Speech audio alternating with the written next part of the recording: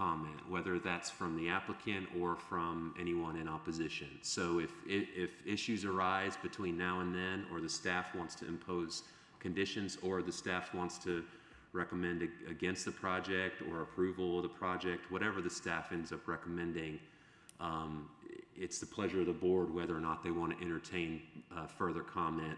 And so if you do have an objection next month to whatever it is that the staff is going to be recommending, then it'll be incumbent on you to go ahead and raise your hand and let the board know that you have something you want to say. If they do entertain your comment, then I will probably advise them to also allow the public to make additional comment as well. Okay, thank you. Thank you. Thank you, board. And I want There's to a motion on the floor. clarify that we're not asking to continue the hearing. The hearing is finished today. So this would just be placed on your general meeting portion of the agenda next month. So do we need a motion? No, by the fact that it was Okay. advertised as hearing, the hearing was held, and then next month, again, this will move to the general meeting portion, during which we'll present the recommendation. Unless you wanted to entertain more public comment, then you would vote to continue the hearing. Item 3. Item 3, conditional use to allow for the construction of a 110-foot tall, grounded-mounted personal wireless facility, cell tower, on approximately 1.3 acres located at 1800 Hardin Boulevard. Owner, Safin Incorporated, applicant, Matanaya John, and this is continued from a previous meeting, and there's consideration of a final decision. Good morning. And for the record, my name is Philip Scarce, with Community and Economic Development. Just go back a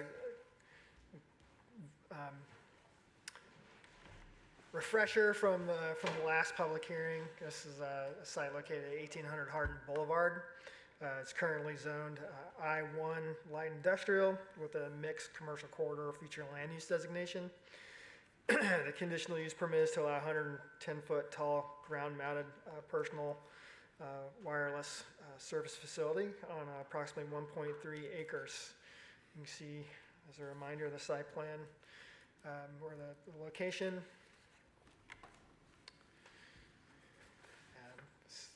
Color site plan, this star represents the approximate location of the tower itself proposed. And there's a couple more slides here just showing you, this is their elevation of the proposed tower. Again, 110 feet, four antenna arrays for the co-location for 4 service providers. They are close mounted. They're not internal, but they are close mounted, so they have a less of a profile as you look at this. And this is a slide looking into the site. Standing along the sidewalk along Hardin Boulevard. And you can see the next doors next to the Autumnwood Apartments. So as we were reviewing this from last month,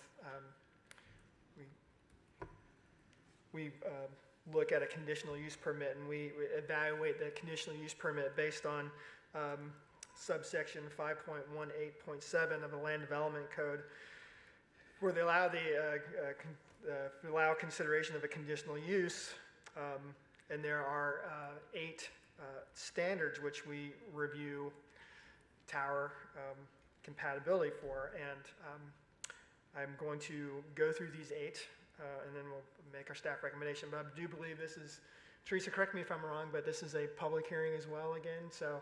Yes, because I believe at the last hearing, the board did continue the public hearing. Right. Would you like me to give my recommendation now or wait until the public hearing is over? I think it would probably be good for you to give the recommendation in Yes. case there's comments related to the recommendation. Okay, therefore, so running through the 8 criteria that based on the code, that's where recommendation. The first one is height and visual obtrusiveness of the facility. The subject property located on Hardin Boulevard modern 4-lane divided arterial highway with an approximate 200-foot wide cross-section. The Hardin Boulevard corridor primarily defined by a mix of low-rise office, commercial, and institutional and residential uses, with the existing I-1 uses on the subject property being an anomaly. As I mentioned before, at the last public hearing, this was given the I-1 zoning because of a dry cleaning plant back in 2000 or in the late 90s. It was annexed into the city.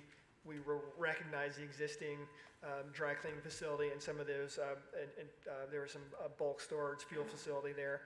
So it was given, if it came in today, it probably wouldn't be given an I-1 zoning category. So that's why the I-1 is more of an anomaly along this corridor. While the proposed tower is consistent with the maximum height requirements for the I-1 zoning district, it is a monopole design. It is of a monopole design which exterior antenna mounts and exceeds the maximum height for such facilities when located in office and commercial zoning districts. As such, it would be visibly obtrusive and detrimental to the non-industrial uses that comprise the character of the corridor. Number 2, the degree of visibility from public view. As previously discussed, the right-of-way for Hardin Boulevard corridor is approximately 200 feet wide. In accordance with Table 3.4-2 of the Land Development Code, the maximum allowable building height along corridor ranges from 36 to 70 feet, depending on the underlying zoning. However, based on the analysis of the existing land use pattern and zoning classifications along the corridor, the vast majority of the uses are limited to a maximum height of 36 feet. The applicant provided a photo simulation study which depicts the proposed cell tower when viewed from various off-site locations. Although the photos show the tower alongside utility infrastructure such as electrical and street poles, the tower is of a significant greater height and diameter and would be highly visible to motor vehicles and pedestrian traffic along Hardin Boulevard corridor, as well as adjacent residences. Number 3, proximity of the facility to residential structures and residential district boundaries. The proposed cell tower would be highly visible to residents in the adjacent Autumnwood apartments to the north, which is only 43.1 feet separation between the tower and the property boundary, located 76.7 feet from the nearest residential structure. Residents at the Citrus Center Colony Mobile Home Park would also be impacted, although to a lesser degree, as the proposed tower would be approximately 114 feet from the boundary of the mobile home park and nearly 215 feet from the nearest residential structure.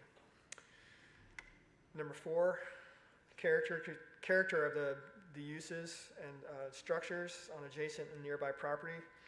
The proposed tower is located in a transition zone boundary bounded by residential uses to the north, Autumnwood Apartments, the east, Citrus Center Colony Mobile Home Park, to the west, Heatherwood Village Mobile Home Park, and across Hardin Boulevard. Use to the south quickly transitioned from I-1 to C2 highway commercial retail uses. Number 5, the character of the land, including topography and tree coverage. The proposed tower is located on property which was previously utilized for bulk storage of petroleum products. That was the Ford Oil Company. Remnants of the previous concrete foundation for the above storage tank still remain. Outside of this, the character of the land is defined generally flat topography with minimal landscaping or natural tree canopy. Number 6, the design of the facility with particular reference to design characteristics that affect reducing the elimination of visual obtrusiveness. The proposed tower is a monopole design with exterior mounted antenna array. This is the minimum development standard required by 5.18.51I of the Land Development Code for minimum separation standards being met. The applicant has not proposed an alternative design that is less obtrusive. Number 7, the degree to which facilities reduce the proliferation of visual obtrusive structures through co-location. The proposed tower is designed to accommodate up to 4 wireless services through co-location. Currently, the Land Development Code requires 2, but they have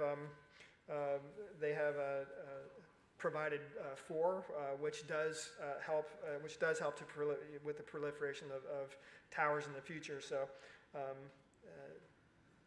they are exceeding that requirement of 2 co-location service providers. And lastly, number 8, competent evidence that reasonable alternatives for proposed conditional use do not exist.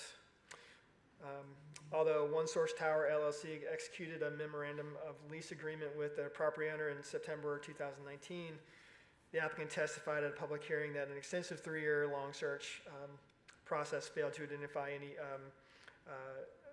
either structure of significant height to support Verizon's antenna or a parcel large enough to meet horizontal separation requirements.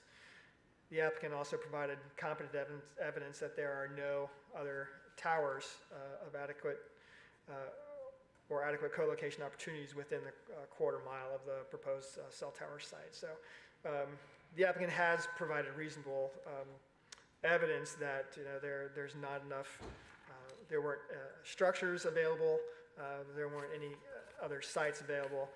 Nonetheless, the majority of the 8 criteria the applicant does not meet. Therefore, staff's recommendation is denial of the conditional use request. And I'll stand for any questions you may have. Again, this is also a public hearing as well. I know the applicant wants to come back up and speak, and there's probably some people here in the audience as well. So that is staff's recommendation. I'll stand for any questions you may have. Any questions? Thank you. Thank you, sir. Would the applicant like to address the representation of the city?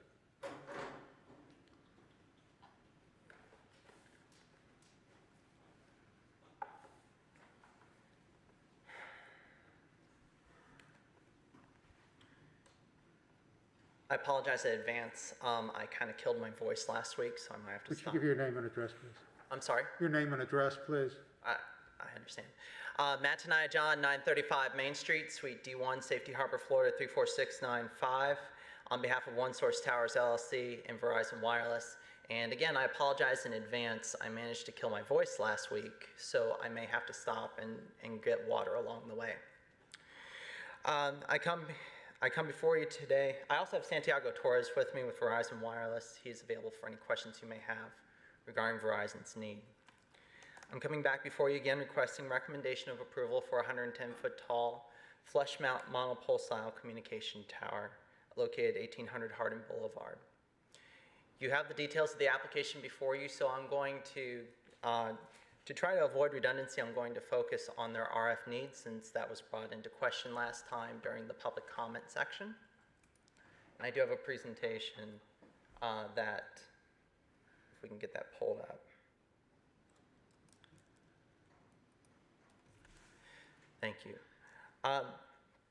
Please proceed forwards again to the first map, please.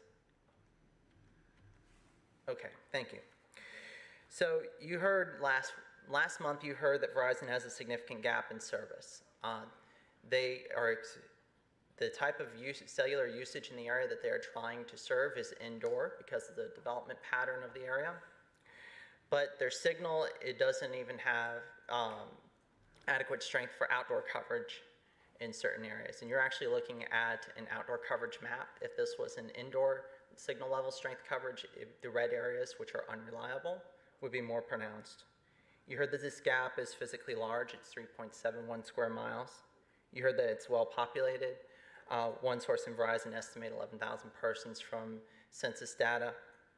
Verizon has over 1,600 users connected to this portion of the network during peak times and 6,000 devices daily connected to this portion of the network. You also heard that 3 major roads intersect the area: Hardin Boulevard at 37,500 cars a day, and then also Ariana Street and Beacon Road. You heard that Verizon is attempting to serve this gap, this significant gap in their service, primarily from 3 different towers. So there's 5 towers total that are attempting to serve the area.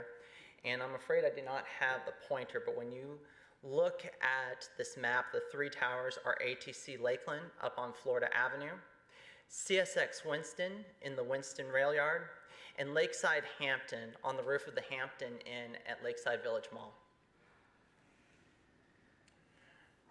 You heard me discuss last month that indoor coverage is protected under federal law Basically, if the usage pattern is indoor, you get to have signal strong enough to meet the usage pattern in the area. And that was most recently discussed, in case you want light reading on this someday, in Pi Telecom Infrastructure LLC v. City of Jacksonville, 104 Federal Supplement 3rd, page 1321. Capacity is a similar thought process because you may have excellent signal strength, but if the tower doesn't have the capacity to take your call, you don't have coverage. So the FCC actually when they issued Order 18-133, they discussed that in paragraphs 38 through 40 of their order, among other things that they discussed. The bottom line is that if you have a significant gap in service as a carrier, you get to fix it. However, you don't get your most efficient solution. You don't necessarily get what you want, you get what you need. So the first thing you have to do is you have to look at if there's any structures that you can co-locate on to see if you can use an existing tower instead of constructing a new one. As you see, Verizon's basically on all the towers in the area. They did look at a tower that was before you in October off of Ariana Street. And they performed an RF analysis of that. Would you please proceed one slide, Mr. Lyons? They actually provide modeling of that tower you can see here.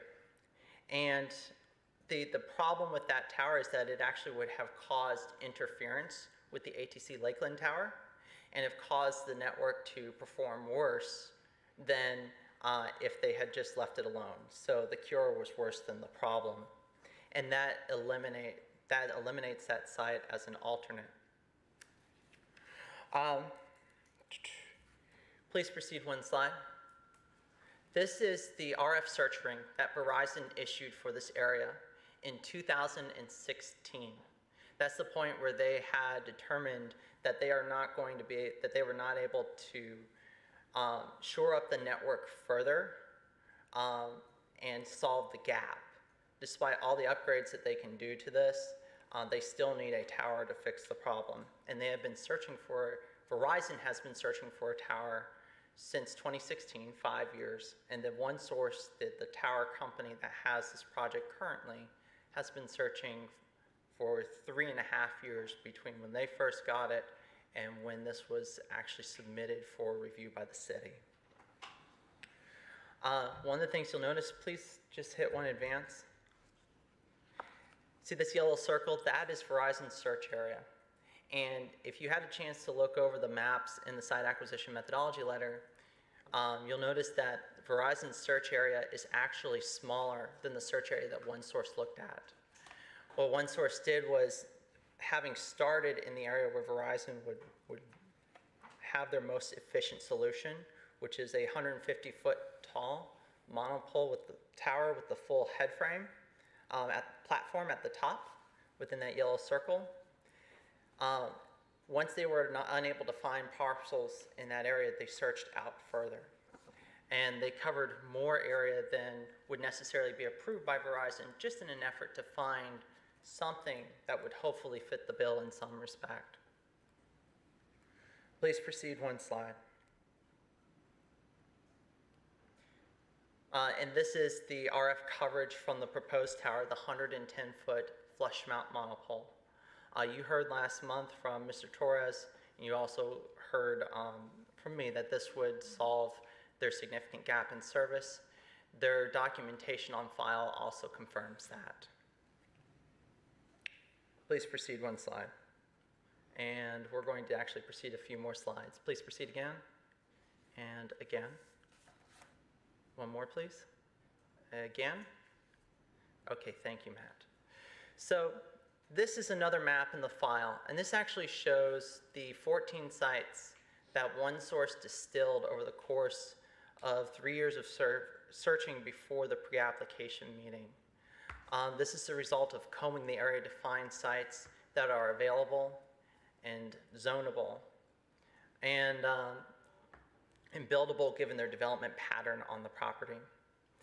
So these sites they pursued, some of them dropped out because the landlords were unwilling to lease their parcels. Some of them dropped out because the development pattern on the property would not allow a tower to be placed without interrupting the underlying use of the property, because it's not just the tower, it's the equipment area as well. And that can create issues where if you're in a parking lot, you might take the property underneath its required parking levels. You might interfere with drive aisles. Things like that come up. Please proceed. Thank you. So, at that point, OneSource held a pre-application meeting with the city in January 2020, and it was for a full head frame monopole design on the parcel that we have before you today. Staff had concerns about the design because if you look at this map before you, the gray areas on this map are residential. The red, purple, and blue areas are non-residential properties, and what you see there is that there is basically a peninsula of non-residential properties, and then you proceed out to residential on either side. So there was obviously sensitivity to the residential uses as you extend out. Conversely, that's also a challenge from siting a tower in this area, because if you proceed east or west, you go into residential areas. Staff requested that OneSource look into other tower designs. They also asked OneSource to look into that Ariana tower that came before you and I just discussed from an RF perspective. They also asked staff, OneSource, to look into the American Legion Lodge on Ariana Boulevard. You saw Verizon's RF analysis of the Ariana tower. OneSource reached out to the city and followed up on the American Legion Lodge, and ultimately city staff confirmed that it was unavailable due to its leasing with the American Legion. OneSource also, instead of just sitting there, they went back and they reanalyzed the area around the tower, and that's what this map is right here. OneSource went back and looked at a radius around the tower, a 1 mile radius around the tower, and just said, is there something that's changed since we found a site? Did we get stuck in groupthink? And they went back and looked, and you can see areas that are red are areas that provide less of a setback than what's proposed on this parcel. Areas that are purple would provide at least the same setbacks as what's on this parcel. And then there's 3 parcels that have blue areas on them. Those are parcels that would actually meet your code.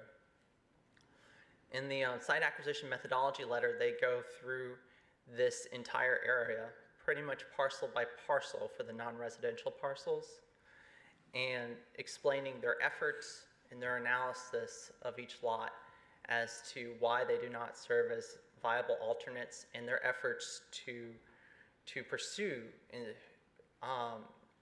lots that did provide better setbacks. Basically, when you look at this, you have the high school you have the Christian school up to the northeast would be able to provide your code required setbacks. However, after discussions with the property owner, it was unavailable for leasing. You have a medical plaza down to the southwest corner of Beacon Road in Ariana that would be able to meet. However, given the way that the property is built out, you would have to place the tower in either drive aisles or parking lots, so it would interfere with the operation of the property.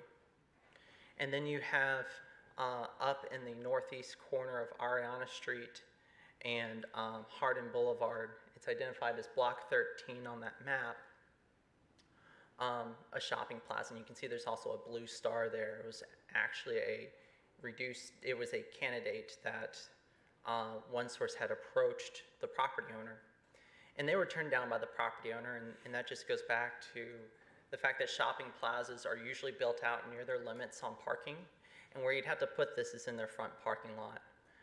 Shopping plazas often don't lease their front parking lot space anyways.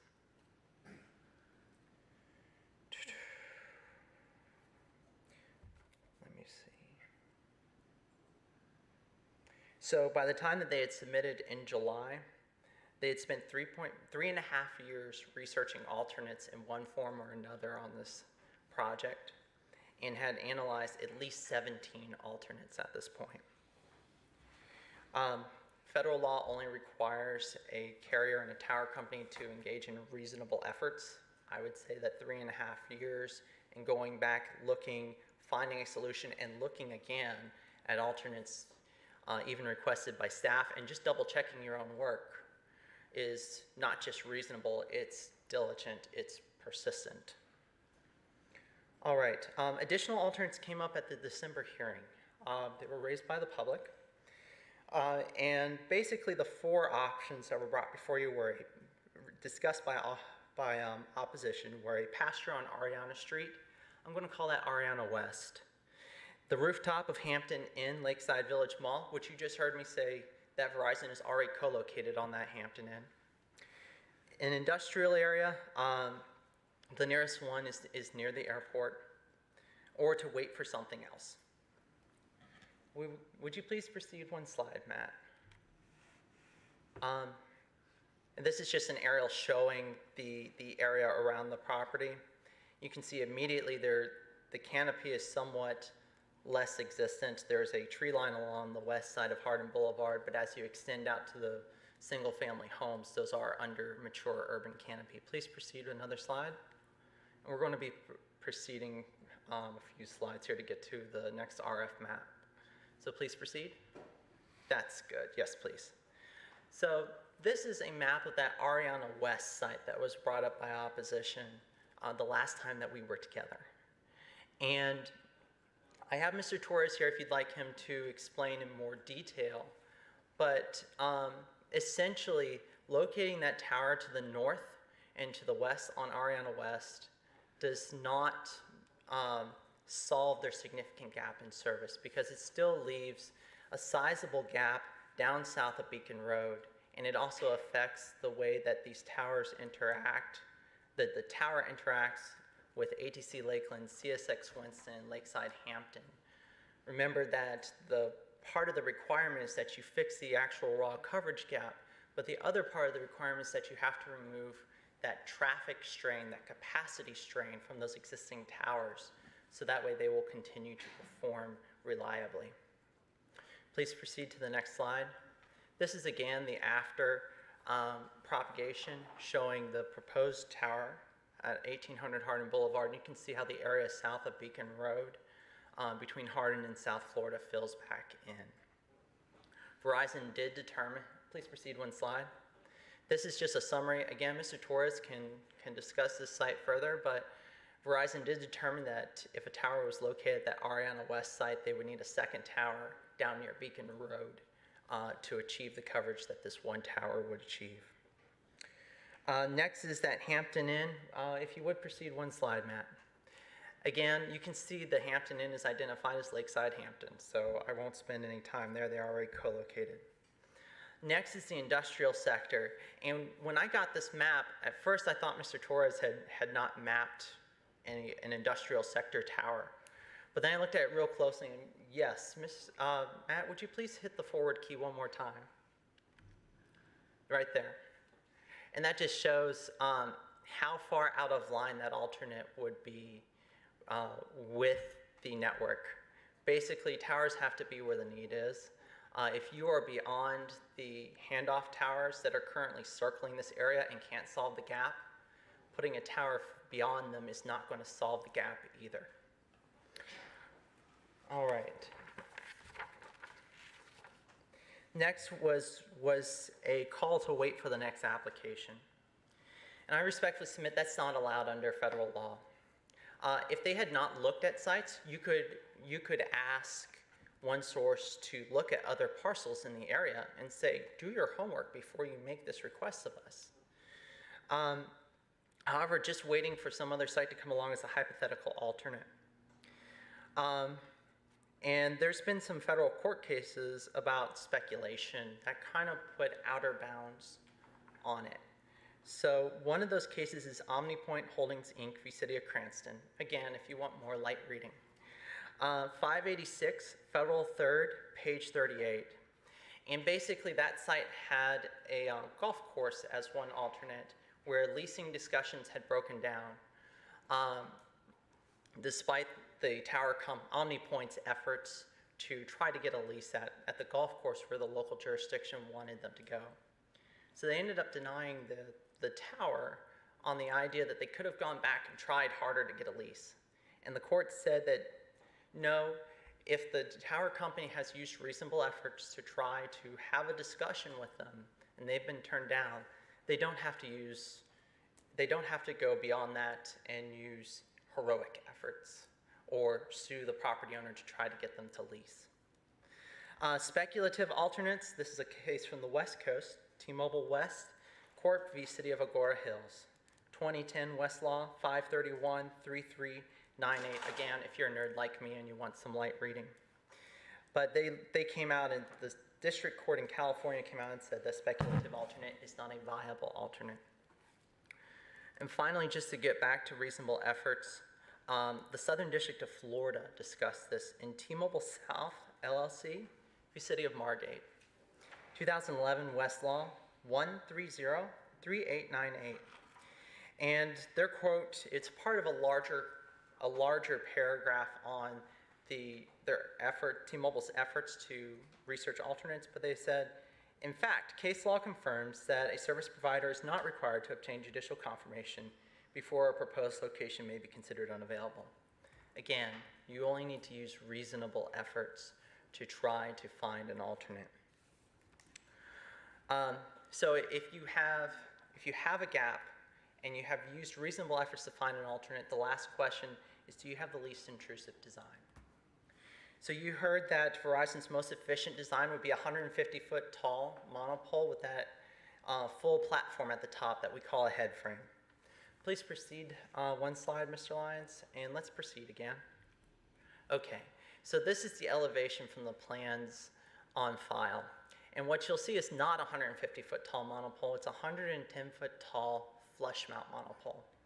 So instead of having those it's 40 feet shorter, and instead of having those platforms at the top, it actually has the antennas bolted directly to the side of the tower. What Verizon is trying to achieve is what many people normally call a unipole, where the antennas are contained inside the tower, and it's just a single pole that you see. Unfortunately, placing antennas inside the tower is not technically feasible.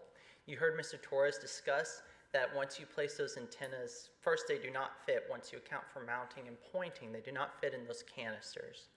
But secondly, if you manage to cram them in, they overheat inside those canisters and then the equipment fails. So they're not able to achieve reliability by placing them in there because that equipment needs airflow. I know Mr. Torres has said that they actually void their warranties if they put their equipment inside canisters. And again, if you have questions on that, Mr. Torres is available.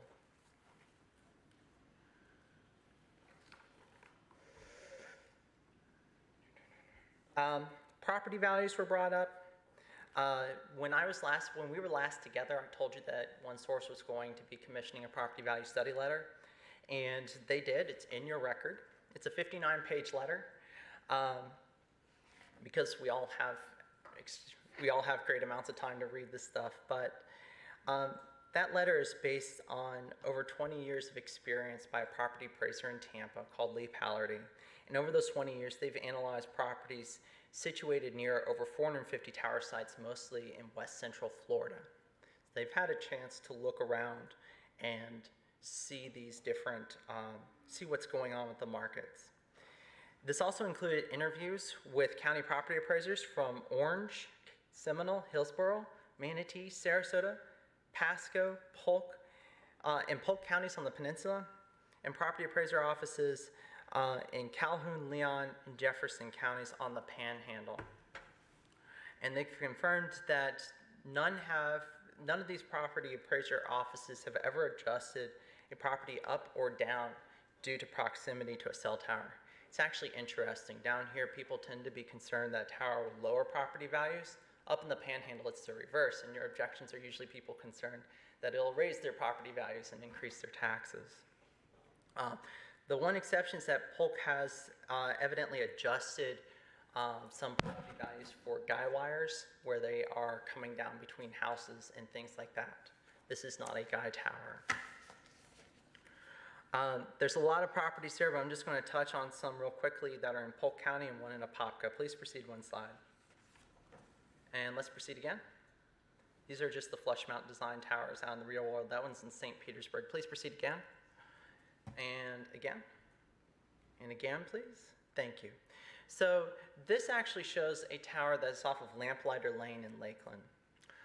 This tower is 105 feet tall. It provides 235 feet to the nearest house, which is to the north. The tower is inside that gray square in the middle. And again, just for context, when you're looking at the reductions, the one to the apartments to the north is functionally 76 feet in substance, but the one to the west is 215 feet out of 220.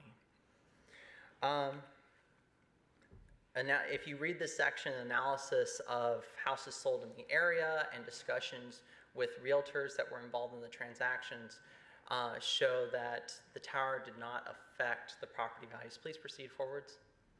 And you can see that this tower has a lot more physical bulk to it because it has those boxy crosses at the top instead of trying to appear like a pole with antennas mounted directly to it.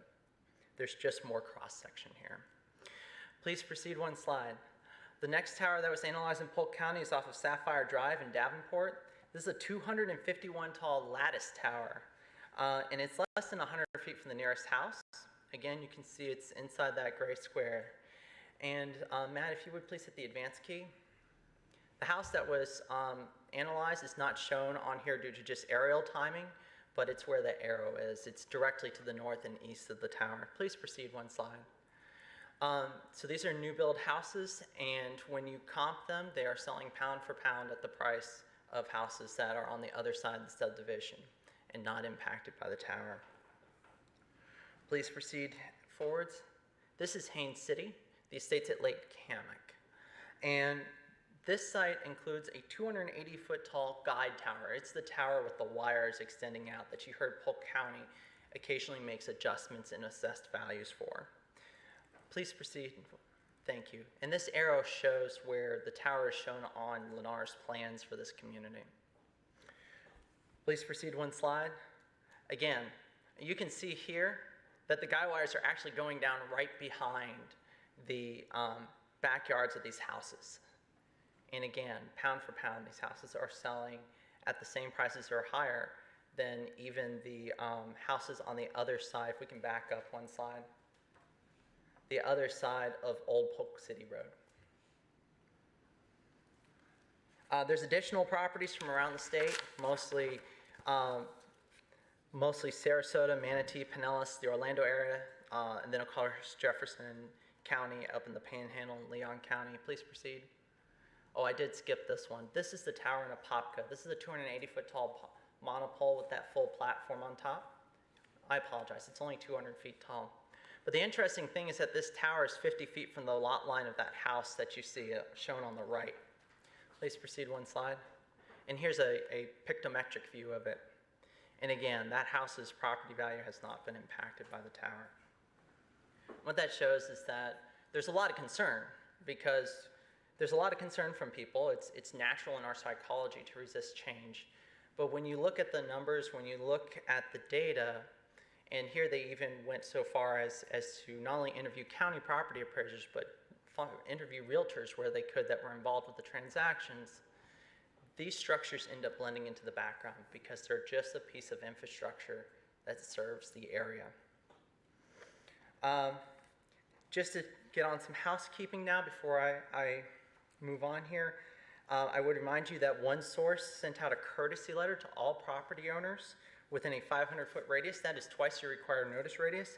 And they also voluntarily performed a balloon test. That courtesy notice said we're going to be flying a balloon at the same height as the tower. Prior to applying, I received no responses or inquiries from the courtesy letter or the balloon test. When they were conducting the balloon test, the ground crew had one person approach them and they were friendly. As of my last conversation with Mr. Scarce, I believe you've had about 10 objectors either call in or write in out of this entire area. None of those objectors are fee simple property owners. Most of them are from the modular community to the east, where again, most of those properties meet or exceed your code required separations. We're only substantively requesting a reduction from one house over there. You also have in your record an FAA determination of no hazard to air navigation. That means this tower will be completely dark at night. You heard that this property used to have petroleum tanks on it. This is actually a, I'm going to need that water, I apologize.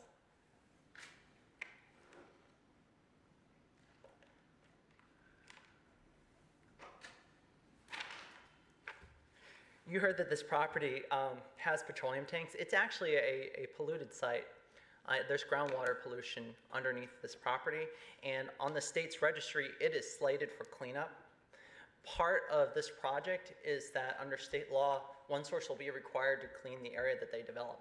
So environmentally, this project will actually accelerate the cleanup of the property and environmentally leave this property in better shape than OneSource found it.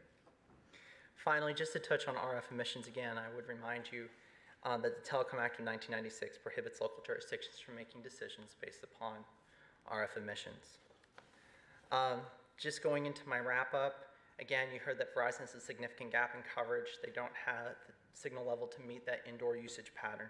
There's 11,000 people. This is a 3.71 square mile area, and 6,000 devices connect to this part of the network per day.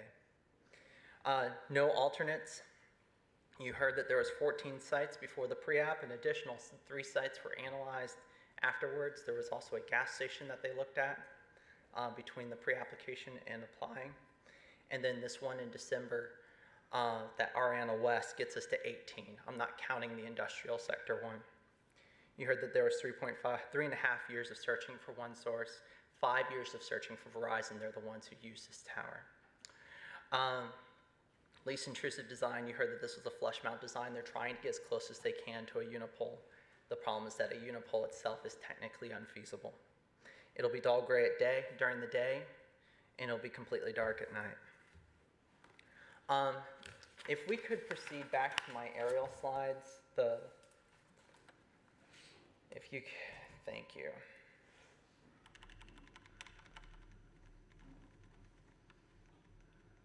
Yes, that one.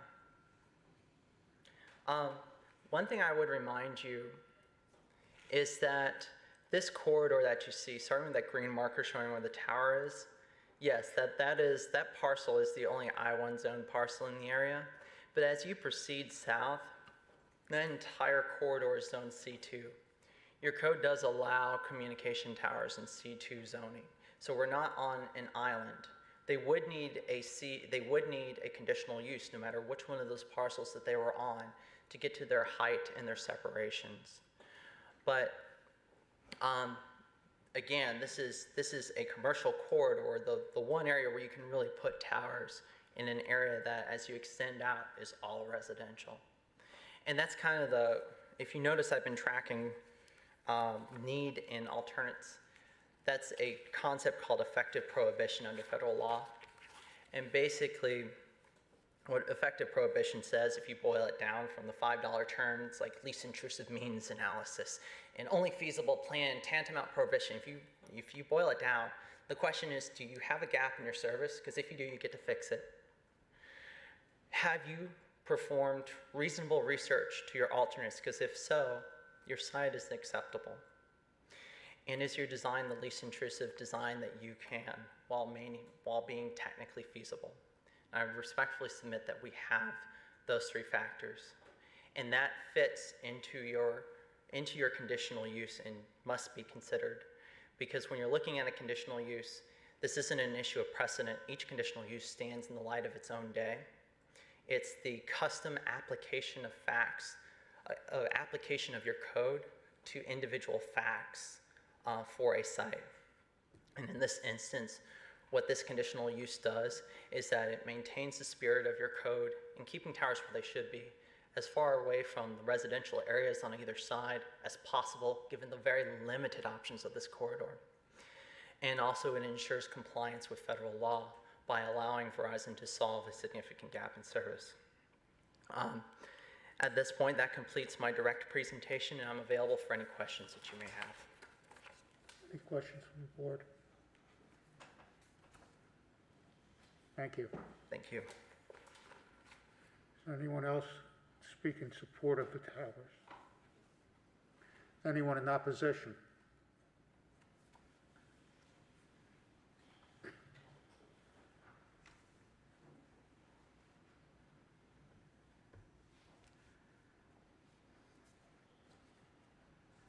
Good morning, my name is Jen Aguilar.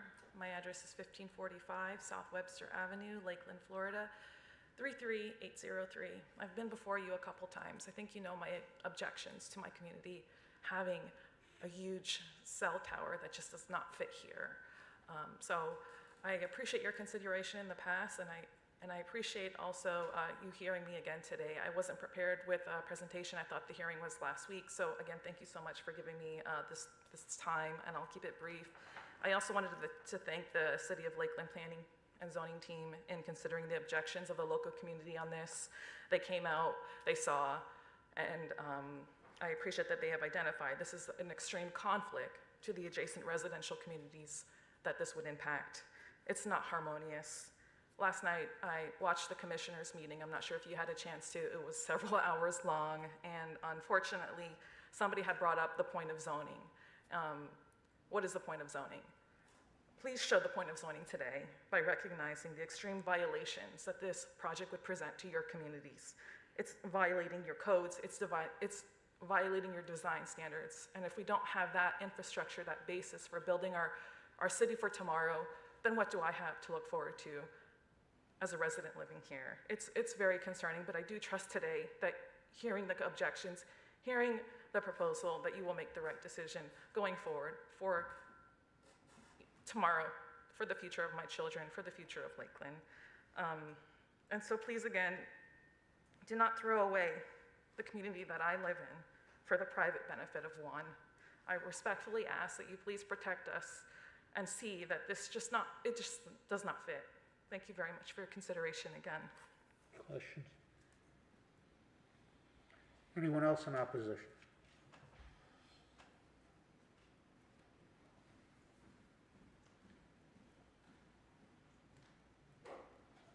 Hello, this is Marco Aguilar, 1545 Southwester Avenue. I was here, this is my second time. I'm also not prepared, so I try to be brief. I just want to express my opposition to this request, and I also would like to thank city staff for hearing our concerns, for listening to our residents. They came out there. I walked there as well, not at the same time, and I met with the residents that a lot of them could not make it here for the situation that we're all in with the pandemic. But several residents have expressed their opposition and their concern. So I am here asking the board to please abide by our city code, our staff recommendation, and respect the decision and opposition that you make. Thank you. Anyone else? You have a rebuttal.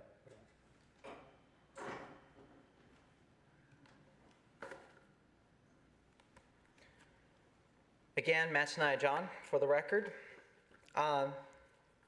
So just to circle back up on the point of zoning here. So the point of zoning in this instance is to fit this use with the area as best as possible.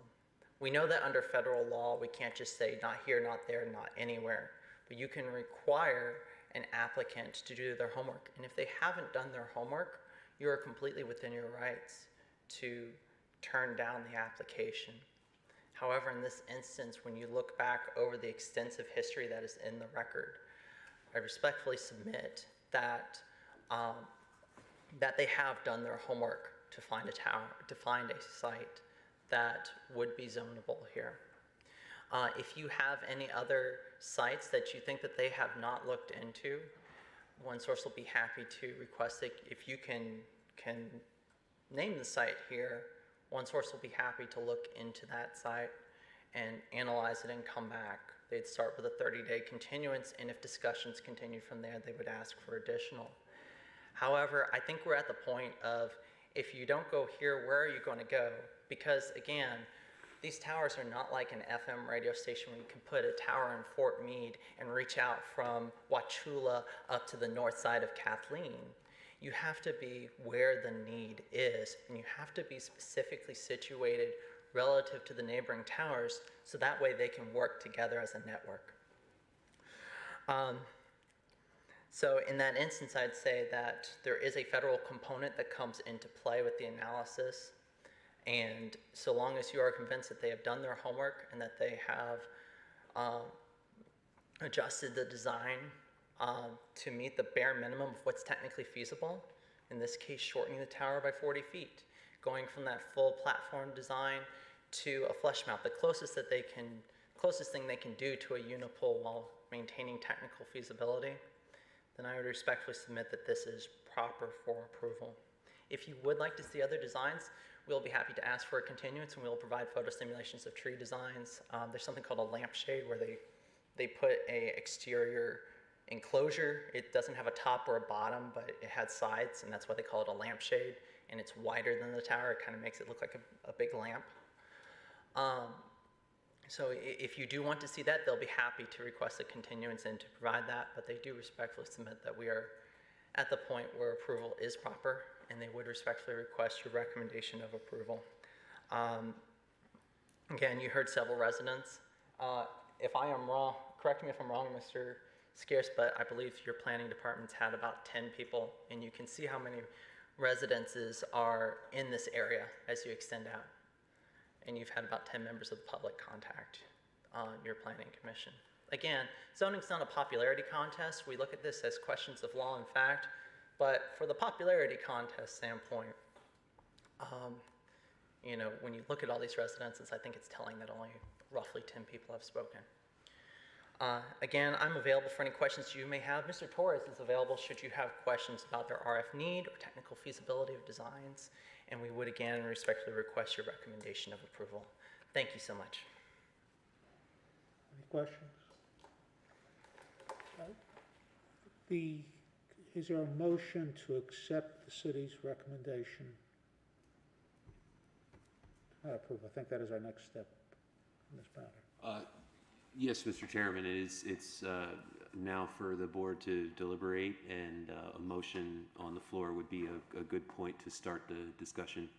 I believe if you would like to hear what the staff recommendation is, just so that everyone's clear on that, if we can do that, or somebody can make a motion and the discussion can begin. Right. Does anyone have any questions on the staff's recommendation that was presented to us earlier in the morning? Is there a motion to accept the staff's recommendation? No. Is there a motion to approve the request for the cell towers? I move that we approve the request. I second it. Okay. Any discussion? All in favor? Aye. Aye. All opposed? No. We better do a roll call, I guess. Sites? Would you, I'm sorry, I said, yes, I'm you're opposed or in favor? in favor of. I'm in favor of approving it. I'm opposed. I'm going to go along with the staff. I'm opposed. I'm opposed. I'm going to go along with staff. I'm opposed. Okay. The motion carries 4-2 to. Okay, so the motion fails, so the floor is open for more motions, Mr. Chair. I'm sorry? Because the motion did not receive enough votes to pass, the motion dies, and the floor is open for another motion. Anyone have any other motions regarding the cell tower? Does anyone want to make an approve? There's no motion had no motion to approve it. Well, I think the motion was to approve the project against the staff recommendation. That motion failed, so now. There was no motion to approve the staff recommendation either. Right, which the staff recommendation was to deny the application. Right. So if someone, there are, because there's always three options for what the board can do. The board can always either approve an application, approve with conditions, or deny an application. So those are the three options that you have available to you with every application that comes before you. The staff is recommending that you deny the application, and they gave their reasons why. Obviously, the applicant's asking for approval. So because straight approval was moved and that motion did not pass, the board still has two options: approval with conditions or denial. So those are the options available to the board. Is there a motion to deny the application? I move to deny the application. I second. Is there a second? And can we just clarify that when your motion to deny is based on the staff recommendation? Based on staff recommendation. And was there a second? I second.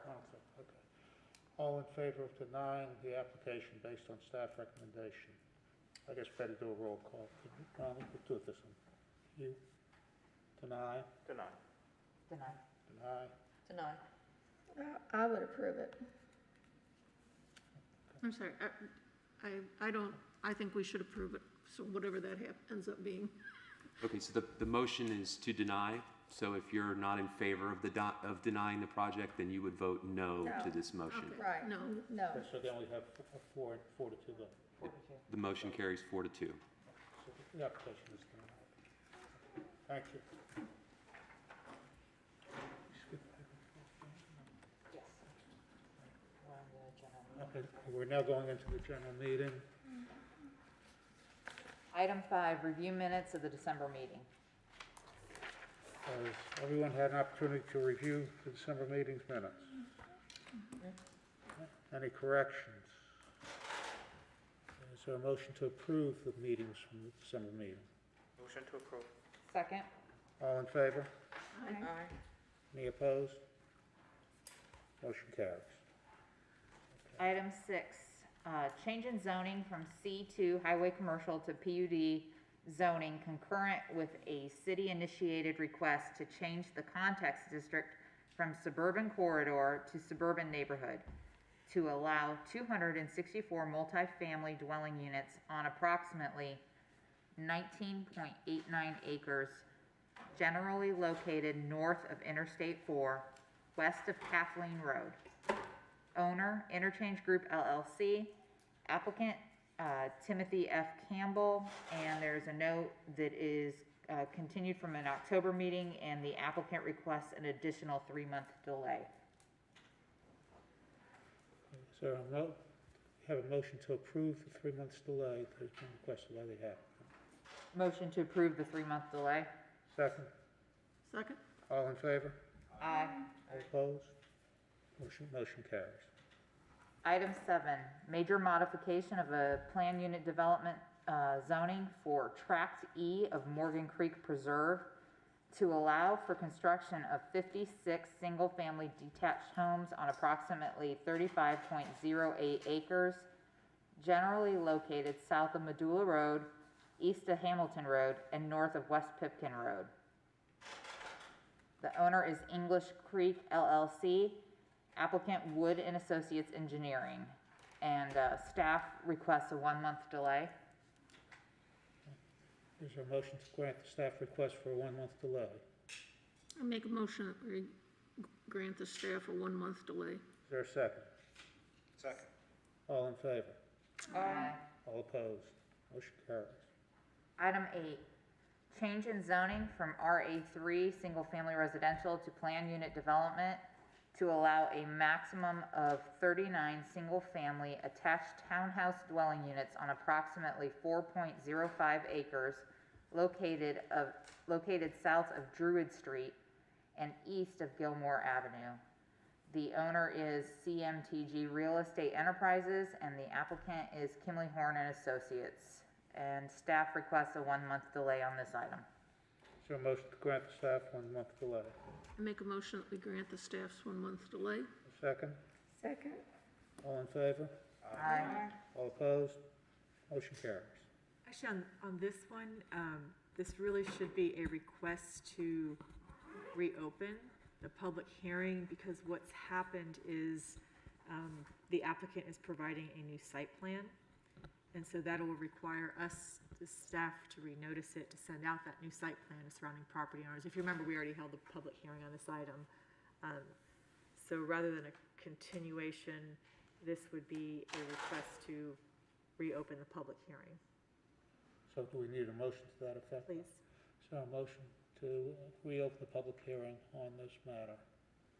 I'll motion to reopen the public hearing on this matter. Okay. Second. So, all in favor? Aye. Opposed? Motion carries. Item 9, overview of administrative adjustments approved from July to December. Board members, this item is a listing of all administrative adjustments that have been approved between the time period of July and December of 2020. An administrative adjustment is essentially a variance that's approved at the staff level and based upon minimum changes that are being requested. So as a general rule of thumb, the staff can approve variances that are within 10% of whatever the stated standard is. So, for example, a setback. If there's a setback that wants to be deviated from, as long as the reduction or increase in that setback is a 10% variance, then staff can approve it.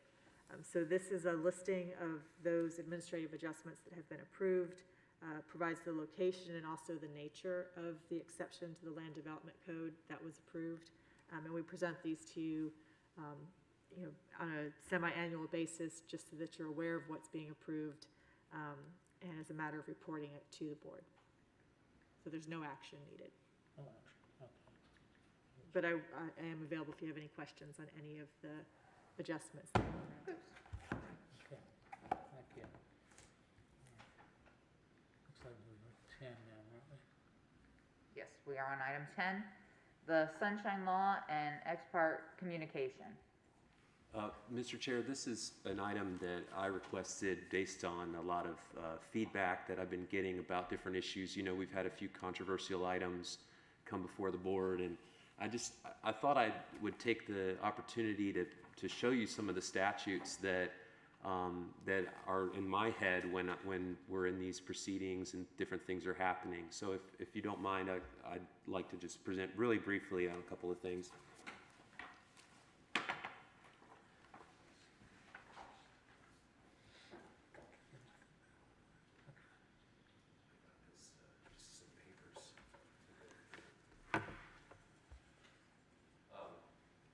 Okay. Again, Assistant City Attorney Jared Simpson for the record. The first thing I want to talk about is the Sunshine Law and the application of the Sunshine Law. You're probably all aware that Florida has a very transparent government statutory regime in place that we refer to as government in the sunshine. That applies to this board. The case law is pretty clear that even if it's an advisory board, you are subject to the Sunshine Law requirements. This is the statute here on the screen, and it's a long statute, but it basically boils down to three things, and I numbered them there for you. But the first one is that your meetings have to be open to the public at all times. Second, they have to be noticed so that the public is aware of them and can come participate. And then third, minutes have to be taken. And that's pretty self-explanatory. Where it gets complicated is that the Attorney General has opined, and there's been some case law on it as well, that anytime two of you are together, that is a meeting of the board, essentially, if you're going to be discussing something that might come before the board or that is actually pending in front of the board. And so this is just a friendly reminder that if you bump into each other at Publix, or if you're friends with each other on social media, or you email exchange one another, don't talk about things that might come in front of the board, or obviously things that are pending in front of the board are topics that you really shouldn't discuss, because these three requirements kick in once you start to discuss business that could come in front of the board. Another less clear application of this is that people can't be conduits or liaisons to violate the Sunshine Law. So that means if you called me up and you said, hey, how do you think Mr. Phillipson's going to vote on this matter? I can't tell you that. Even if he has confided in me what his opinion is, I can't do that, because that would be a way of circumventing the requirements of the Sunshine Law. So those are just two little less clear applications of it. It's pretty self-explanatory on its face, but then, and well, what happens if we violate it? Obviously, there's accidental things that might happen. Somebody might reply all to the agenda materials that go out and say, "Oh yeah, I'll be there at the meeting," or something like that. That's a kind of a harmless violation. The statute does build in a couple of pretty severe penalties. It says that if you violate it, it's a non-criminal infraction. You could be fined up to $500. If you knowingly violate it, it's a crime. It's a second-degree misdemeanor. So that could be 2 months, up to 2 months in jail. But there is a safe harbor provision, and this is where the love your lawyer provision, we like to call it. As long as you follow the advice of your lawyer, you are protected from penalties, and that's kind of down at the bottom there. But hopefully it's never an issue, but just did want to kind of give you a refresher. And that's for communication amongst the board. Now, if you flip over to the next page, we'll talk about communication that you get from outside folks, which is probably something you've been seeing a lot, especially with the more controversial items. People are going to email you, they're going to call you, they're going to run into you at Publix and tell you how they feel about a particular case. It's not exactly the one. It's 286.0, or actually it's the Jennings case. If you could see that. So it's ex parte communication. The phrase ex parte is fancy Latin. Lawyers love their Latin. And what it means in Latin is from one part. And the way that we use it in the law is that an ex parte communication is one-sided. So that's a communication that you're getting from one side of the issue without the knowledge, consent, or participation of the other side. So it's a one-sided communication. The perfect example would be an email from a neighbor who's opposed to a project. What happened is back in 1991, there was a case that someone appealed, and it's down in Dade County, and it's Jennings v. Dade County, and I've got the important part of the case, here on the board for you to read. But what happened is, in this situation, a person was trying to get a variance for a setback, and the applicant, their representative, had reached out to some of the board members and was advocating for approval outside of the hearing process, probably through an email. I'm not sure exactly what the facts were on that. But the neighbor found out that this lobbyist was trying to, get the variance passed outside of the hearing. And when they appealed the decision to court, they argued that that was inherently unfair. They weren't able to respond to that comment, they didn't hear it, and they don't know how it influenced the decision of the board.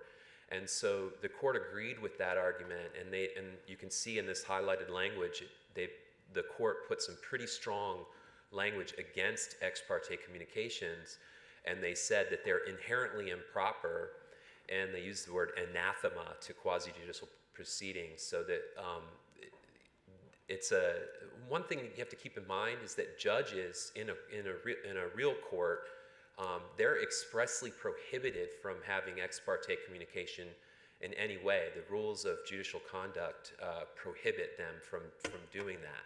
So in their world, in the courthouse, ex parte is extremely frowned upon. Now, these proceedings are not, actual court proceedings. And the court here also recognizes that elected officials, and in you all's case, your appointed officials, that people are going to reach out to you. It's unavoidable in a lot of situations. So the court recognizes that. And but what they do find is that it doesn't mandate reversal. Just because someone emails you, that doesn't automatically ruin everything. But once that has occurred, the court found that it creates a presumption that the proceeding is unfair because all parties aren't privy to this communication, people don't get the chance to rebut it or respond to it, and we don't know how it's influencing you. And what the court wants is you to focus entirely on what's presented to you in this public hearing. That's how we know it's transparent. That's how we know it's fair and happening in the sunshine. So after this case came out, the legislature passed a statute. It's 286.0115, and I've got a copy of it over there for you, Matt. And this was the legislature trying to find a balance to this problem, recognizing that you all are going to be, people are going to reach out to you, people are going to participate. We want people to participate, so we don't want to discourage that and tell them, hey, you know, you can't talk to someone because it might taint the proceedings, and then we have to, you know, do it all over again, or you know, lose in court or whatever. So they create this process, and in the first part of the statute, they say that as long as you disclose the ex parte communication before you take a vote on the matter, and you disclose the identity of the person and the nature of the conversation, that automatically removes any presumption that it was prejudicial proceeding. And then if you flip over, I think it's on the back, or maybe it's down at the bottom where I highlighted. It goes on to say that, you know, people are not precluded from contacting you directly. They can. They're allowed to do that, and you're not required to disclose the communication either. They do, you know, earlier in the statute they give you a process for doing that if you like, but you're not required to do that. And the fact that you fail to disclose it is not going to presume prejudicial, as long as the evidence is supported, or as long as a decision is supported by substantial competent evidence. And that term, substantial competent evidence, is a term of art that the courts use to decide whether or not the evidence that you relied on is good enough to base your decision on. And so, you know, there's been a lot of debate amongst lawyers as to whether or not the legislature actually accomplished what they were trying to do here in sort of overruling the Jennings decision. But you all don't need to worry about that, because this statute has been in place for almost 25 years now, and it has not been litigated or you know, significantly questioned. The only reason that I bring it up is because the safest thing to do if you do receive emails or if people are trying to talk to you about a case, the safest thing to do would be to just disclose it at the hearing and let the applicant know about it, or the neighbors, whomever. And then if people want to argue about it, they can do it right here in front of you in the hearing, and we can hash that out in the public hearing. And that should eliminate any prejudice of the decision, and should make that clear. Those two are both kind of related to communication between the board and from the outside. So, and then I have one more thing that kind of came up again today to talk about, but it's a little bit different topic. So if any of you have any questions on those two items, I'd be happy to answer any. So if you don't disclose it, and nobody knows that you had this communication, how is the court going to know that it's supported by other substantial evidence, or whatever you want to call it, that Right. supports your decision? If the person isn't disclosing it, they don't even know it exists. Right. Well, that's a great question. I'm going to kind of hit that in two parts, because the first part is, how will the court ever know? Once we get into litigation, we are subject to discovery and the rules of discovery, and also we're always subject to public records law. So any email that you send to the city, or even not to the city, but is involving city business, those emails are considered public records. And so the parties to these proceedings and the neighbors can always make a public records request. If you don't turn over that information, then you're violating the public records law. So that's one way that people could find out, is by a simple public records request. If it's an email, obviously. If it's not written, then there won't be a public record. The other thing is through discovery. If we end up in a lawsuit, depositions can be taken. Lawyers can file subpoenas with the court. The court will then order you to sit and basically be interrogated by a lawyer under oath, and they could find out that way. So that's for the first part of your question of how would a court find out. Those are the two most likely ways that they would find out. As far as the second part of your question, how would the court know if the decision was supported? Well, that's my role. Once, or Palmer Davis or Ramona Sirianni, or outside counsel if we hire. Once we get into litigation, the lawyers are then arguing. We are defending whatever the decision is, and we're pointing to the record for all the reasons, all the evidence that's in the record of why the decision was lawful and was supported. And so the court will be hearing arguments from us as to what evidence supports the decition. And hopefully there's enough there for me to win, because I don't like going to the That's what it courthouse. would have to, because some of this it could always be just oral communication where someone approached you and tried to convince you of something. Right. And so it would have to depend strictly on the attorneys proving the case with additional information, not knowing, I guess, doing the best you can, showing everything you can in Right. support of. Yeah, and sometimes, things happen. You're in litigation, and sometimes you find out about some real bombshells in the middle of it, and you have to kind of adjust. But that's why I say we're not required to disclose it, but the safest thing is always going to be to disclose it and then just talk it out. You're not going to automatically be disqualified or automatically destroy the proceedings, or we can talk it out. If the person has an objection to the communication or what was said to you, we can hear it in the hearing and we can deal with it. And that's the safest way to do it. I have a question. If someone from the public approaches us through an email with an invitation to talk about it, but you don't even respond, is that considered communication at all? Well, I think it's kind of the same as if somebody had sent you a long dissertation as to why you should approve or deny. If you read the email, then it's going to be considered an ex parte communication by a court. Just because you don't respond doesn't necessarily mean that it didn't influence you in some way. So I think what's important is that you explain it, at the hearing, I received this. It's not going to affect my decision in any way. I'm going to base my decision on what's presented in the hearing today, and that's really all you need to do. And then if the person, whoever's on the other side of that communication, they can get a copy of. What this statute says is that if it's written, that written copy should be filed into the record. And so that gives whoever's on the other side of it, whether it's the applicant or the neighbor, they can read it and they can say, oh, well, I don't agree with this, that, or the other thing. And then that, at least under the theory of this statute, that should cure the proceeding. Any other questions on that? So just move, okay, sorry, yeah.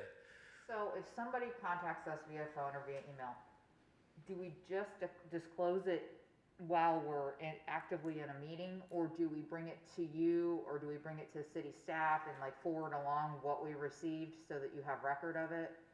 I think if it's an email, the easiest thing would be to forward it to city staff. You can forward it to me or someone in Teresa's group, and what we'll do is we'll make sure that it gets put into the record. And then at the hearing, depending on what it is, just because somebody, says, hey, I'm going to see you at the zoning board, got that case coming up, that's great, okay. I don't know that that's influencing you or really has much. There's a little bit of a judgment call there as far as what, if they're getting into the actual substance of the case. Obviously, if they're advocating for their position, then that's something that you should probably disclose, and it'll be up to you. The statute only says to disclose the identity and the nature of the conversation. So if you hit those two things and you give the person who's on the other side of it an opportunity to object to it or respond to it, I think that's going to be sufficient. And then again, I am here for you, so if you ever have any questions about any of this stuff at all, reach out to me. This is more of a due process issue, whereas the Sunshine Law, there are penalties built in, and there's also safe harbors. So if you have a question about Sunshine Law, you can call me, and then you have the protection of I consulted with my lawyer. With this is a due process thing, so it's something that we can address at the hearings just to make sure that everybody feels like what we're doing is fair.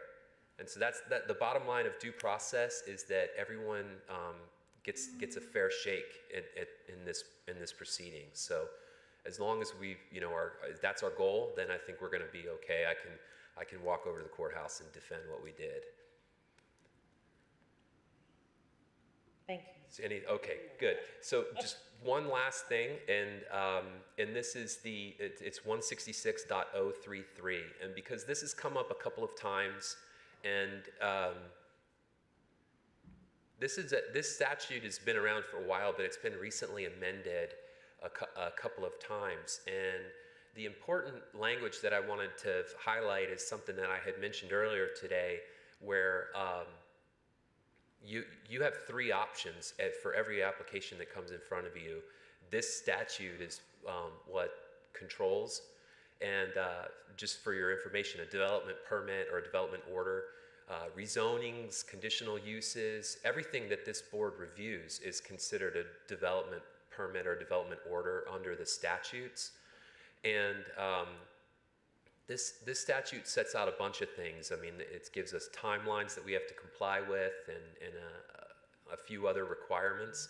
But here, the highlighted provision, it shows that you have to approve with conditions, or deny an application. So one of the questions that has kind of come up is if somebody says, for example, they move to approve a project and then that motion doesn't pass. Well, technically, the board hasn't taken any action at all, because Robert's rules, which is something that we follow here as part of our procedure, they say that an assembly can only act by a way of a motion. That's how business is done in assemblies, is by motions. And Robert's rules are designed to protect the minority. So if there's opposition to a motion, that's part of the reason why you're required to get a majority vote to pass a motion, and there is debate after a second and that sort of thing. Robert's rules is extremely boring. They do not teach Robert's rules in law school. I learned it once I started working with Tampa. And so I'm not a strict parliamentarian. Most lawyers I know are not as well, because this is not something that we're taught in law school. However, there is some case law that says that if you don't follow your procedures, that could create a due process problem. And so we can be flexible with Robert's rules, but we have to, these are things that we can't really be flexible with, because the statute's very specific as far as what we can do. We have to approve it with conditions, or deny it. And those have to be done affirmatively by way of motion. The other thing that's kind of a follow-up here, and the second highlighted provision here, is it talks about written notice. And so if we deny an application, we have to give written notice, and we have to cite to the legal authority for the denial, whether it's rule, statute, or ordinance. What the legislature was trying to do here is, and there's a lot, I mean, I could probably go on for like an hour and a half about the history of this and the case law behind it, but I won't put you to sleep.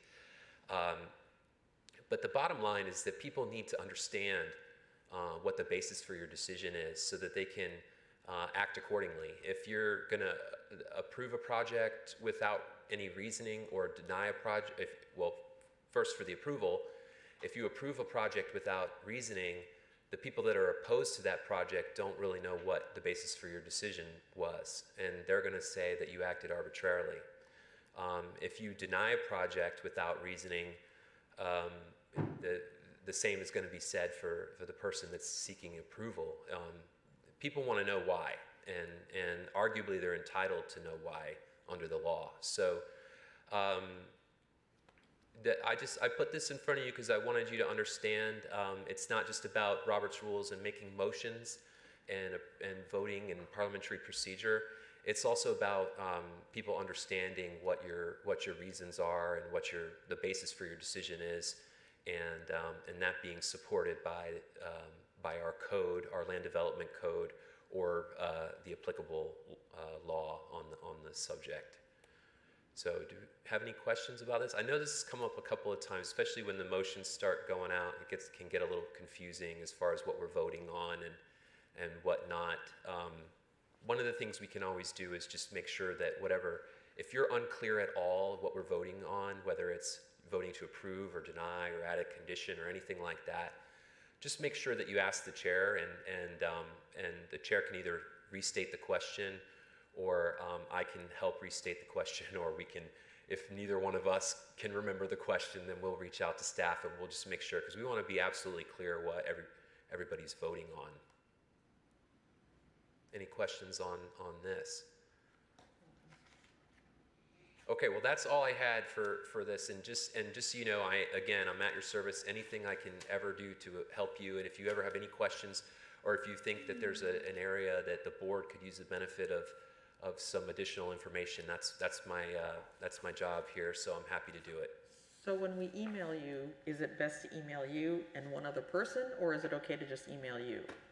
Well, I'm totally fine with all of you reaching out to me directly. I don't know if Teresa has a preference for point of contact with the board members, but I'm totally okay with that. Yeah, and I don't know if Board Member Knight's question was related to if she has someone from the public reach out to her, if she should, then reaching out to you, copy that person. Was that your question? No, no. What my question earlier was: is that considered an ex parte communication when someone just, sends an email and invites for a discussion, but I don't respond because I didn't respond? Is that considered actual communication? No. My question right now is that if we have questions, does it fall under that umbrella to where we need to email you and someone else, so there is more than one person involved in that conversation? Well, you can, because I'm the legal advisor for the board, that you can communicate with me at any time, and there's no restriction for you there. The only thing I would say is don't include another board member in that email. And if you email me a question and I feel that that's a question that the board would benefit from hearing the answer to, then I'll present the answer to the board at the next meeting. And that's just for the Sunshine Law, like I was saying. Anytime two or more of you are discussing a topic that could be brought in front of the board, then technically we need to have that conversation needs to be had in public, with someone taking minutes, with notice given to the public. So, sorry, don't want to overcomplicate it. But yeah, you are always welcome to reach out to me directly with a question. Just don't include the other board members. Thank you. All right, thank you. All right, we're moving on to item 11, report of City Commission action on Planning and Zoning Board recommendations. And I believe there are 2 pages in your packet summarizing those items that went for first reading on December 7th and then second reading on December 21st. And then you can see there was no final action taken on anything on December 21st. However, at the January 4th meeting, there was final action taken on the conditional use for federal bar on Tennessee, so that did receive approval.